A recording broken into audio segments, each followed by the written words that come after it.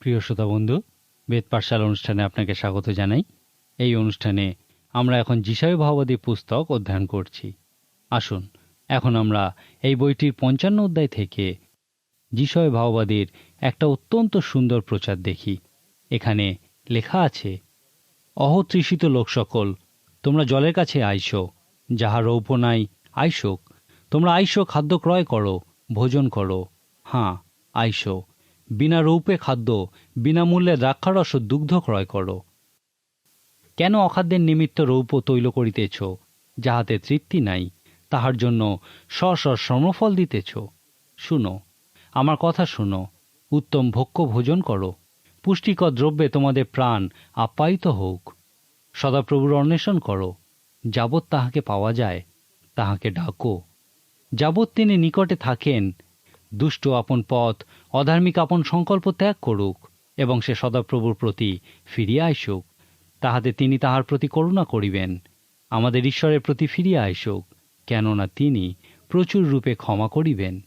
কারণ সদাপ্রভু কহেন, আমার সংকল্প সকল ও তোমাদের সংকল্প সকল এক নয়, এবং তোমাদের পথ সকল ও আমার পথ সকল এক নয়।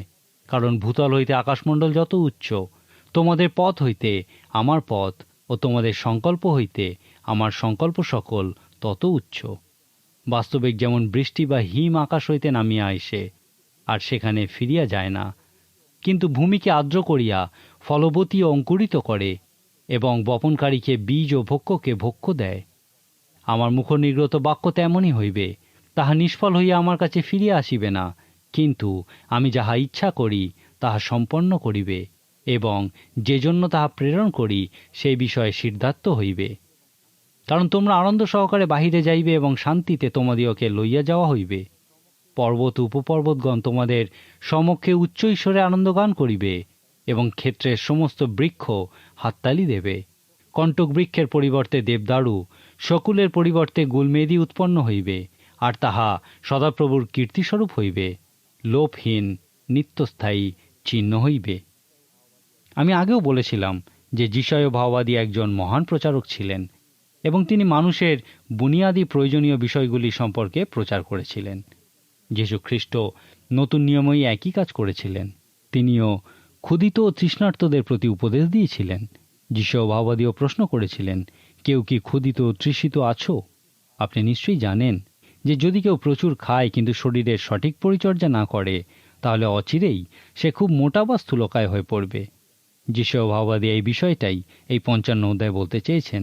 তিনি প্রশ্ন করেছেন, তোমরা কি জানো যে সর্বদা খাবার খেলেই তা পুষ্টি সাধন করে না, তা তোমাকে মোটা করে তুলতে পারে? কিন্তু আমার কাছে এমন খাদ্য আছে যা তোমার আত্মিক পুষ্টি সাধন করতে পারে, এমন পানীয় আছে যা তোমার পিপাসা প্রকৃতই মেটাতে পারে।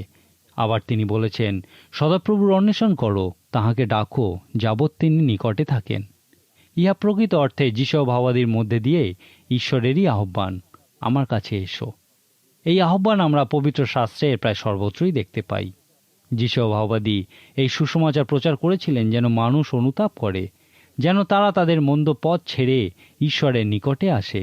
তিনি তার প্রচারের প্রতিজ্ঞা করেছেন যে তাহলে ঈশ্বর তাদেরকে চিরকালের জন্য ক্ষমা করবেন, এবং যারা তার অন্বেষণ করবে তিনি তাদের সমস্ত প্রয়োজন পূর্ণ করবেন। যিশয় ভাওবাদী তার এই মহান প্রচারের মধ্যে দিয়ে একজন ভাওবাদীর সেবা কাজে ঈশ্বরের বাক্যের ভূমিকা কী সেই বিষয়ে স্পষ্ট প্রদর্শন করেছিলেন। তিনি ঈশ্বরের বাক্যকে কেন্দ্র করেই প্রচার করেছিলেন। আপনার নিশ্চয়ই মনে আছে, আমি বলেছিলাম যে এই ভাওবাদীগণ ঈশ্বরের সেই লিখিত বাক্য যা ঈশ্বর মসিকে দিয়েছিলেন সেই বাক্যকে উজ্জ্বল করে তুলেছিলেন। এই ৫৫ অধ্যায়ে যিশয় ভাওবাদী ঈশ্বরের সেই বাক্যের কথাই বলেছিলেন, যখন তিনি বলেছিলেন, ঈশ্বর ও মানুষের একত্র হওয়া খুবই বড় একটা সমস্যা। যদি তুমি ঈশ্বরের অন্বেষণ করতে চাও, তার কাছে আসতে চাও, তাহলে এক্ষেত্রে তোমার সমস্যা কি? এক্ষেত্রে সমস্যা হলো ঈশ্বর হলেন ঈশ্বর এবং তুমি হলে মানুষ। ঈশ্বর তোমার মতো করে চিন্তা বা কাজ করেন না। পৃথিবী থেকে আকাশ যত উঁচু, ঈশ্বরের ও মানুষের কাজের মধ্যে ততটাই পার্থক্য আছে। এখন কিভাবে ঈশ্বরের চিন্তাভাবনা ও মানুষের চিন্তাভাবনাকে একত্রিত করা যায়? যিশয় ভাওবাদী আমাদেরকে বলেছেন যে ইহাই হলো ঈশ্বরের বাক্যের সবথেকে গুরুত্বপূর্ণ কাজ। তিনি প্রচার করেছিলেন, সবথেকে বুনিয়াদী ঘটনা হলো ঈশ্বরের পথ তোমার পথ নয়, ঈশ্বরের চিন্তা সকল তোমার চিন্তা সকল নয়। এই কারণে হিতোপদেশ পুস্তকের 20 অধ্যায় 24 পদে রাজা সলোমন প্রশ্ন করেছিলেন, মানুষের পাদবিক্ষেপ সদাপ্রভু হইতে হয়, তবে মানুষ কেমন করিয়া আপন পথ বুঝিবে? সেই ভাওবাদীদের হাতে ঈশ্বরের সেই সুন্দর বাক্য ছিল, যার দ্বারা ঈশ্বর মানুষের চিন্তা সকল ও তার চিন্তা সকল এবং তার নৈতিকতাও মানুষের নৈতিকতা একত্রিত করেন। এই প্রসঙ্গে যিশয় ভাওবাদী আমাদেরকে বলেছেন যে তিনি ঈশ্বরের বাক্যের বিষয়ে কি চিন্তা করেন। তিনি বলেছেন, যেমন বৃষ্টি বা হিম আকাশ হইতে নামিয়া আইসে, আর সেখানে ফিরিয়া যায় না, কিন্তু ভূমিকে আর্দ্র করিয়া ফলবতী ও অঙ্কুরিত করে। প্রকৃতপক্ষে তিনি এখানে বলছেন, তোমরা যখন ঈশ্বরের বাক্য প্রচার করো, তখন ইহা যে উদ্দেশ্যে ঈশ্বর এই বাক্য পাঠিয়েছেন তা পূর্ণ করে। ঈশ্বরের বাক্য সর্বদা ফল উৎপন্ন করে, এবং যখন তোমার প্রচার শুনে লোকে তাদের প্রতিক্রিয়া জানায়, তখন এই বাক্য মানুষ ও ঈশ্বরকে একত্রিত করে। এরপর তিনি বলেছেন, যখন এই ঘটনা ঘটে তখন তুমি মহা আশীর্বাদযুক্ত হবে, এবং তুমি বাইবেল যে আনন্দের বিষয়, শান্তির বিষয় এবং ফলবান হওয়ার বিষয় বলে, তার অভিজ্ঞতা লাভ করবে। যিশয় ভাওবাদী এই বিষয়টাকে একটা অলৌকিক ঘটনা বলেছেন। আসুন এখন আমরা এই ভাওবাদীদের বইগুলির ঐতিহাসিক প্রেক্ষাপটের ক্ষেত্রে সাধারণ কিছু বিষয় আলোচনা করি। যখন আপনি এই বইগুলি পড়বেন, দেখতে পাবেন যে বেশিরভাগ বইতেই প্রথম কয়েকটি পদেই এই ঐতিহাসিক প্রেক্ষাপটের বিষয়ে বলা আছে। এখানে যে বিষয়গুলি বলা থাকে তা হল, কোন রাজা সেই ভাওবাদীর সময় রাজত্ব করেছিলেন, যখন তিনি তার সেবা কাজ করছিলেন।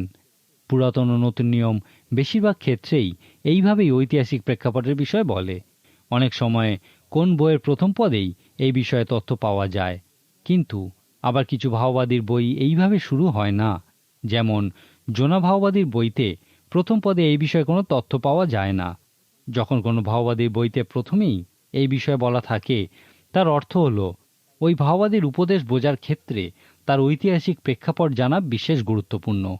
আর যেসব বইয়ে ইহা বলা থাকে না, তার অর্থ হল ওই ভাওবাদীর উপদেশ বোঝার ক্ষেত্রে কোনো রকম ঐতিহাসিক প্রেক্ষাপট বোঝার কোনো প্রয়োজন নেই। যিশয় ভাওবাদী পুস্তকের প্রথম পদগুলিতেই বলা হয়েছে যে যিশয় ভাওবাদী রাজা উশিয়, যোথম, আহোস ও হিজকিয়ার সময় কাজ করেছিলেন। এইভাবেই আমরা জানতে পারি যে যিশয় ভাওবাদী প্রায় 60 বছর প্রচার কাজ করেছিলেন, কারণ তিনি ওইসব রাজাদের সময় তার প্রচার কাজ করেছিলেন। যখন তিনি উশিয় রাজার রাজত্বকালে প্রচার করেছিলেন, তখন ইসরায়েল রাজ্য উন্নতির শিখরে উঠেছিল। ওই রাজ্যের পতনের আগে পর্যন্ত রাজা উশিয় রাজত্ব করেছিলেন। উশিয় রাজা একজন খুবই সফল ও বর্ধিষ্ণু রাজা ছিলেন, এবং ঈশ্বর তাকে প্রচুর আশীর্বাদ করেছিলেন। সুতরাং সেই সময় যিশয় ভাওবাদী সমৃদ্ধশালী লোকেদের কাছে তার প্রচার কাজ করেছিলেন, কিন্তু তার সেবা কাজের বেশিরভাগ সময়টাই উশিয় রাজার রাজত্বকাল ছিল না। যে বছরে উশিয় রাজা মারা যান, সেই বছরেই যিশয় ভাওবাদী তার আত্মিক অভিজ্ঞতা লাভ করেছিলেন। সুতরাং তার প্রকৃত প্রচার কাজ সেই সময়ের পর থেকেই শুরু হয়েছিল। এরপর যিশয় ভাওবাদী আহোস রাজার রাজত্বে প্রচার করেছিলেন। এই আহোস রাজা ছিলেন খুবই মন্দ রাজা। দ্বিতীয় বংশাবলী পুস্তকের 28 অধ্যায় বলে যে তার রাজত্বকালে তিনি কতটা মন্দ ছিলেন। এরপর তৃতীয় যে রাজার রাজত্বে তিনি প্রচার করেছিলেন, তিনি হলেন হিজকিয় রাজা। হিজকিয় রাজা খুবই ভালো ছিলেন, এবং তার সময় যিশয় ভাওবাদী একজন ভাওবাদী রূপে উজ্জ্বল হয়ে উঠেছিলেন। এই সময় তিনি তার মহান প্রচার কাজ সম্পন্ন করেছিলেন। অন্যান্য ভাওবাদীদের বইগুলি থেকে এই যিশয় ভাওবাদীর বইতে আমরা মসিহের বিষয়ে অনেক বেশি ভবিষ্যৎবাণী দেখতে পাই।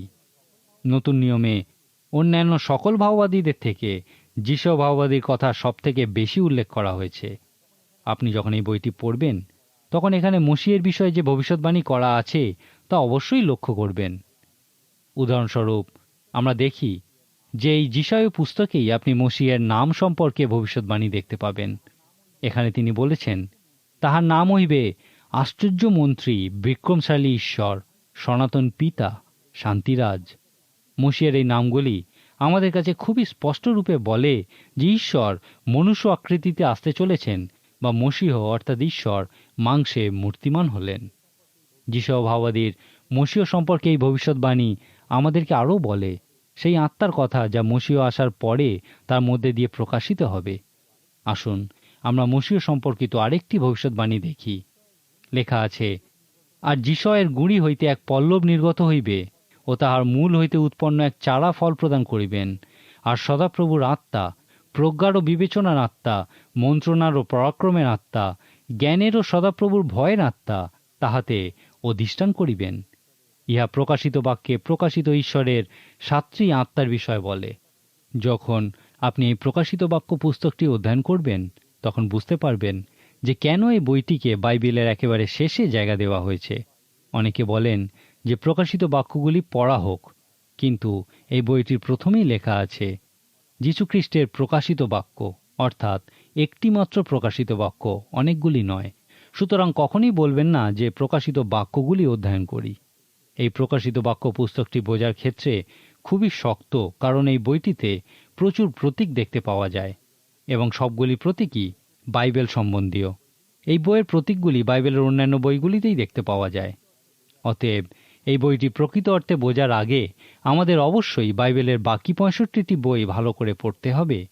এই জন্যেই প্রকাশিত বাক্য বাইবেলের একদম শেষে স্থান পেয়েছে, কারণ এই প্রকাশিত সত্য বুঝতে গেলে আপনাকে বাকি সবকটি বই সম্পর্কেই জ্ঞান রাখতে হবে। প্রকাশিত বাক্যের 4 ও 5 অধ্যায়ে যখন স্বর্গের দরজা খুলে গেছিল, সেখানে এই কথাটি দেখতে পাওয়া যায় যে ঈশ্বরের 7টি আত্মা। 4 অধ্যায়ে যেখানে স্বর্গের দরজা খুলে গেছিল, সেখানে আমরা একটা সিংহাসন দেখতে পাই, আর সেই সিংহাসনের সামনে 7টি প্রদীপ দেখতে পাই। এই 7টি প্রদীপকেই ঈশ্বরের 7টি আত্মা বলা হয়েছে।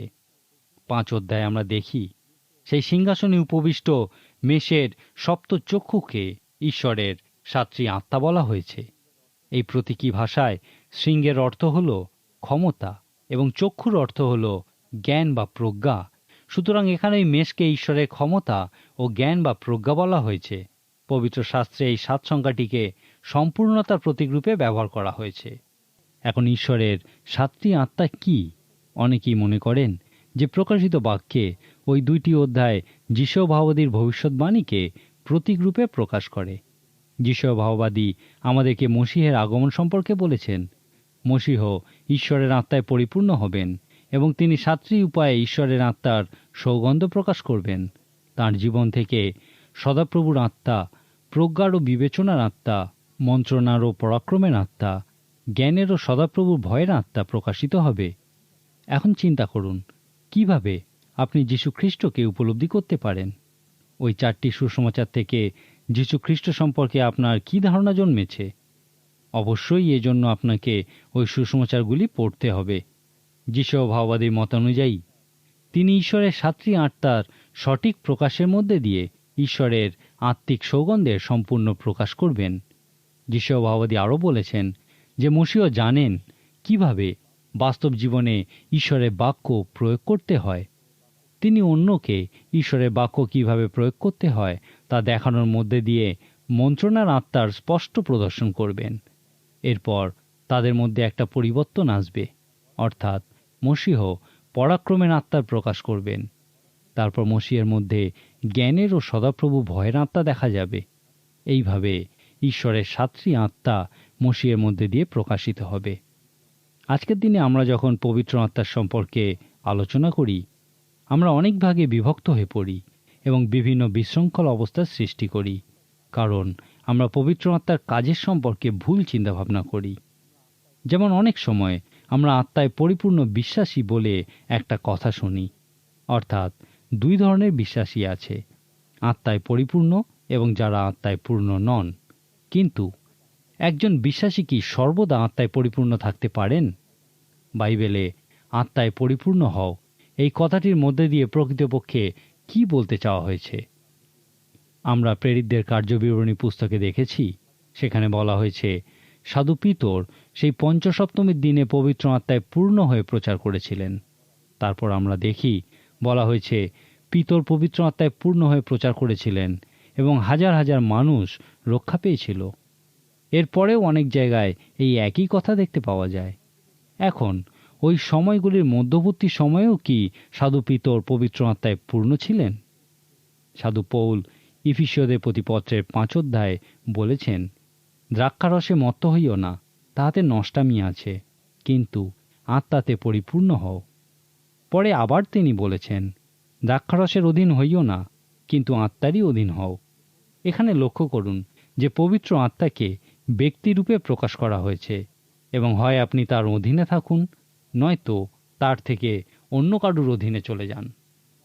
আজকের দিনে আমরা তরল ঈশ্বরতত্ত্ব নামক একটি বিষয় শুনে থাকি।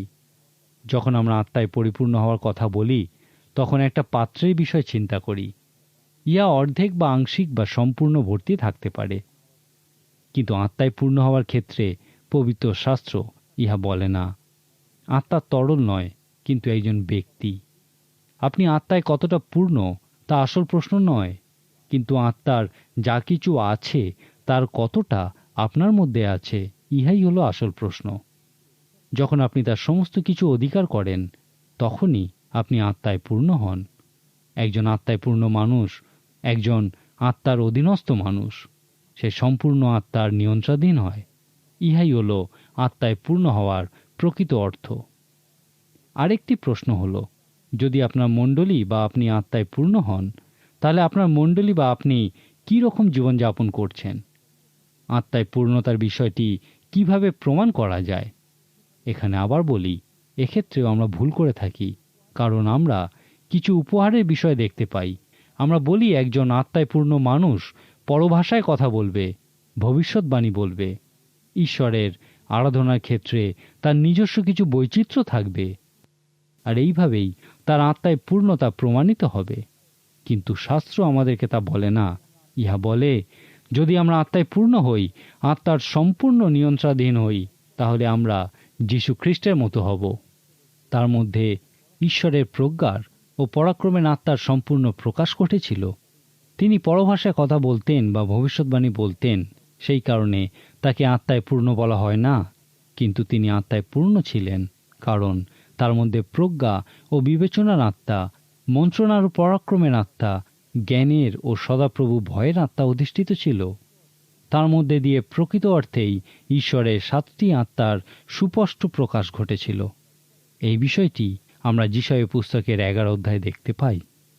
এই পুস্তকের 40 অধ্যায়ে আমরা মসীহ সম্পর্কিত আরেকটি ভবিষ্যৎবাণী দেখতে পাই। লেখা আছে, একজনের রব সে ঘোষণা করিতেছে, তোমরা প্রান্তরে সদাপ্রভুর পথ প্রস্তুত করো, মরুভূমিতে আমাদের ঈশ্বরের জন্য রাজপথ সরল করো। প্রত্যেক উপত্যকা উচ্চীকৃত হইবে, প্রত্যেক পর্বত ও উপপর্বত নিম্ন করা যাইবে, বক্র স্থান সরল হইবে, উচ্চ নিজ ভূমি সমস্তলি হইবে, আর সদাপ্রভুর প্রতাপ প্রকাশ পাইবে, আর সমস্ত মর্ত একসঙ্গে তাহা দেখিবে, কারণ সদাপ্রভুর মুখ ইয়া বলিয়াছে। যখন এই পৃথিবীর সবথেকে মহান প্রচারক যোহন বাপ্তাইজক তার প্রচার শুরু করেছিলেন, তিনি যিশু ভাওবাদীর এই ভবিষ্যৎবাণী দিয়েই তার প্রচার শুরু করেছিলেন। লূক লিখিত সুসমাচারের 3 অধ্যায়ে যোহন বাপ্তাইজকের এই প্রচার সম্পর্কে দেখতে পাওয়া যায়। এখানে যিশু ভাওবাদী ঈশ্বর ব্যক্তিরূপে এই পৃথিবীতে আসছেন এই কথাই বলতে চেয়েছেন। তিনি এই বিষয়টিকে একজন রাজার ভ্রমণযাত্রায় যাওয়ার মতো করে বর্ণনা করেছেন, কারণ একজন রাজা ভ্রমণে বেরোলে তার জন্য রাজপথ প্রস্তুত করা হয়, এবং এই জন্য 4টি কাজ করতে হয়। পর্বত নিচু করতে হয়, উপত্যকা উচ্চীকৃত করতে হয়, সমস্ত বক্রপথ সরল করতে হয়, এবং সমস্ত উঁচু নিচু অংশ মসৃণ করতে হয়। আর এইভাবেই একটা রাজপথ তৈরি হয়। যিশু ভাওবাদী এই উপমার মধ্যে দিয়ে বলেছেন, ঈশ্বর এই পৃথিবীতে আসতে চান এবং সেই জন্যে তার রাজপথের প্রয়োজন, আর তিনি তার পুত্রের জীবনের উপরে এই রাজপথ তৈরি করতে চান। ঈশ্বরের পুত্রের জীবনের ক্ষেত্রে বলা যায় যে গর্বের পাহাড় ধ্বংস হবে, শূন্য স্থানগুলি পূর্ণ হবে, পাপময় বক্রপথ সরল হবে, এবং ঈশ্বরের পুত্রের আহ্বানে সাড়া দিলে জীবনের সমস্ত অমসৃণ অংশ মসৃণ হবে। তারপর সেই রাজপথের সৃষ্টি হবে, যার উপর দিয়ে ঈশ্বর এই পৃথিবীতে আসবেন, এবং সমস্ত মানুষ সেই সম্পূর্ণ বিশুদ্ধ জীবনরূপ রাজপথ দেখে ঈশ্বরের গৌরব করবে। যোহন বাপ্তাইজক বলেছিলেন, সেই রাজপথ যখন তৈরি হয়ে যাবে, তখন সমস্ত পৃথিবী ঈশ্বরের পরিত্রাণ দেখবে। আমাদের প্রত্যেকেরই খ্রিস্টের মতো হওয়া উচিত। বিশ্বাসী বলতে ইহাই বুঝায়। যীশু খ্রিস্ট এই পৃথিবী ছেড়ে যাওয়ার সময় তার শিষ্যদের বলেছিলেন, পিতা যেমন আমাকে এই পৃথিবীতে পাঠিয়েছিলেন, আমিও তোমাদেরকে পাঠাচ্ছি। যেভাবে আমি এসেছি ঠিক সেইভাবেই আমি তোমাদেরকেও পাঠাচ্ছি। খ্রিস্টের জীবন ঈশ্বরের জন্য রাজপথ স্বরূপ ছিল। একইভাবে আমাদের জীবনও ঈশ্বরের রাজপথ হওয়া উচিত। আপনি আমার সঙ্গে এই প্রার্থনা করুন, ঈশ্বর, আমার জীবনকেও সেই রাজপথ তৈরি করো যার উপর দিয়ে তুমি এই পৃথিবীতে আসতে পারো। যদি আপনি এই প্রার্থনা করে থাকেন, তাহলে ঈশ্বর যদি আপনার জীবনের পাহাড় পর্বত সমান করেন, সমস্ত উপত্যকা উচ্চীকৃত করেন, আপনার বক্র পথগুলি সরল করেন ও অমসৃণ অংশগুলি মসৃণ করেন, তাহলে আশ্চর্যবোধ করবেন না, কারণ আপনি ইহাই চেয়েছিলেন। তবে ইহা মোটেই খুব সহজ বিষয় নয়। ইহা প্রকৃতই একটি সুন্দর উপদেশ। এই পুস্তকের 61 অধ্যায়ে আমরা যিশু ভাওবাদীর আরেকটি খুব সুন্দর উপদেশ দেখতে পাই। ইহা যীশু খ্রিস্টের সর্বসাধারণের সামনে সেবা কাজের বিষয়ে ভবিষ্যৎবাণী। যীশু খ্রিস্ট সর্বসমক্ষে যখন তার কাজ শুরু করেছিলেন, তিনি একটি ফতোয়া জারি করেছিলেন। পণ্ডিত ব্যক্তিরা বলেন নাসরতীয় ফতোয়া। এই বিষয়ে আমরা লোকলিখিত সুসমাচারের 4 অধ্যায়ে দেখতে পাই। যীশু খ্রিস্ট তার নিজের শহরের সমাজগৃহে গিয়ে যিশু ভাওবাদী লেখা দেখতে চেয়েছিলেন। তারপর তিনি প্রায় শেষ থেকে পড়া শুরু করেছিলেন। প্রভুর আত্মা আমাতে অধিষ্ঠান করেন, কারণ তিনি আমাকে অভিষিক্ত করিয়াছেন। দরিদ্রদের কাছে সুসমাচার প্রচার করিবার জন্য তিনি আমাকে প্রেরণ করিয়াছেন। বন্দীগণের কাছে মুক্তি প্রচার করিবার জন্য, অন্ধদের কাছে চক্ষুদান প্রচার করিবার জন্য, উপদ্রুতদিগকে নিস্তার করিয়া বিদায় করিবার জন্য, প্রভুর প্রসন্নতার বৎসর ঘোষণা করিবার জন্য। এখন যদি আপনি যিশু পুস্তকের 61 অধ্যায়ের সঙ্গে এই অংশটির তুলনা করেন, তাহলে দেখবেন যে যীশু খ্রিস্ট বাক্যটি শেষ করেননি। বাক্যটির শেষে লেখা আছে, আমাদের ঈশ্বরের প্রতিশোধের দিন ঘোষণা করি। যীশু খ্রিস্ট এই অংশটি বাদ দিয়েছিলেন, কারণ ইহা মসিহের দ্বিতীয় আগমনের বিষয় বলে। এরপর যীশু খ্রিস্ট সেই পুস্তকটি ফিরিয়ে দিয়ে বলেছিলেন, অদ্যই এই শাস্ত্রীয় বচন তোমাদের কর্ণগোচরে পূর্ণ হইল। এখানে যীশু খ্রিস্ট যা ঘোষণা করেছিলেন তা হল, ঈশ্বরের আত্মা আমাতে অধিষ্ঠান করেন। তিনি আমাকে দরিদ্রদিগের কাছে তার উপদেশ দিতে অভিষিক্ত করেছেন। এখানে দরিদ্র বলতে তিনি তাদের অন্ধত্বের বিষয়ে বলতে চেয়েছিলেন, যে তারা তাদের ডান হাত ও বাঁ হাতের মধ্যে তফাৎ জানে না। তিনি তাদের বন্দিত্বের বিষয়, ক্ষতের বিষয়ে বলতে চেয়েছিলেন। যীশু খ্রিস্ট তাদেরকে ভগ্ন হৃদয় বলেছিলেন। এখন এই মহান ফতোয়া জারি করার পর তিনি সর্বসমক্ষে তার কাজ শুরু করেছিলেন। যীশু খ্রিস্টের এই ফতোয়ার মধ্যে দিয়ে তিনি কে, তিনি কি কাজ করেছিলেন তা জানা যায়। তিনিও যোহন বাপ্তিজকের মতো যীশু ভাওবাদী প্রচার থেকেই তার প্রচার শুরু করেছিলেন। আপনি যখন এই 4টি সুসমাচার পড়বেন, তখন সেখানে দেখুন যে তিনি এই ঘোষণা করার পর 3 বছর কি করেছিলেন। তিনি আক্ষরিক অর্থেই মানুষকে শারীরিক সুস্থতা দান করেছিলেন এবং একই সাথে তিনি তাদের আত্মিক অন্ধত্বও দূর করেছিলেন। ইয়া ছিল তার শিক্ষামূলক কাজ। তার মন্ত্রণামূলক কাজের মাধ্যমে তিনি মানুষকে মুক্ত করেছিলেন। তিনি পৃথিবীর সমস্ত ভগ্ন হৃদয় মানুষদের প্রতি অপরিসীম দয়া অনুভব করতেন। 4টি সুসমাচার পড়লে সেখানে দেখবেন যে যীশু খ্রিস্ট যিশু পুস্তকের 61 অধ্যায়ে বর্ণিত যিশু ভাওবাদীর ভবিষ্যৎবাণী সম্পূর্ণরূপে পালন করেছিলেন। তিনি তার প্রচার কাজের শুরুতেই এই ঘোষণা করেছিলেন এবং 3 বছর ধরে তিনি ইয়া পূর্ণ করে গেছেন। যীশু খ্রিস্টের এই ঘোষণা আপনার আমার কাছে কি আবেদন উপস্থিত করে? যদি আপনিও সেই রকম আত্মিক অন্ধ হন, যদি আপনি ভগ্ন হৃদয় হন, তাহলে আনন্দ করুন, কেননা যীশু খ্রিস্ট আপনার জন্যই কাজ করেছিলেন। যিশু ভাওবাদী যীশু খ্রিস্টের সেবা কাজের ভবিষ্যৎবাণী আপনার মতো মানুষের জন্যই করেছিলেন। আপনিও যখন অন্য কারুর সঙ্গে কথা বলেন, তখন এই বিষয়টি মনে রাখুন, নিজেকে অবিরত প্রশ্ন করুন, তারা কি অন্ধ? তারা কি পরাধীন? তারা কি ভগ্ন হৃদয়? যীশু খ্রিস্ট আপনার মধ্যে দিয়ে তাদের জীবনেও সে একই কাজ করতে চান। আজকের মতো এখানেই তাহলে শেষ করি। ঈশ্বর আপনার মঙ্গল করুন।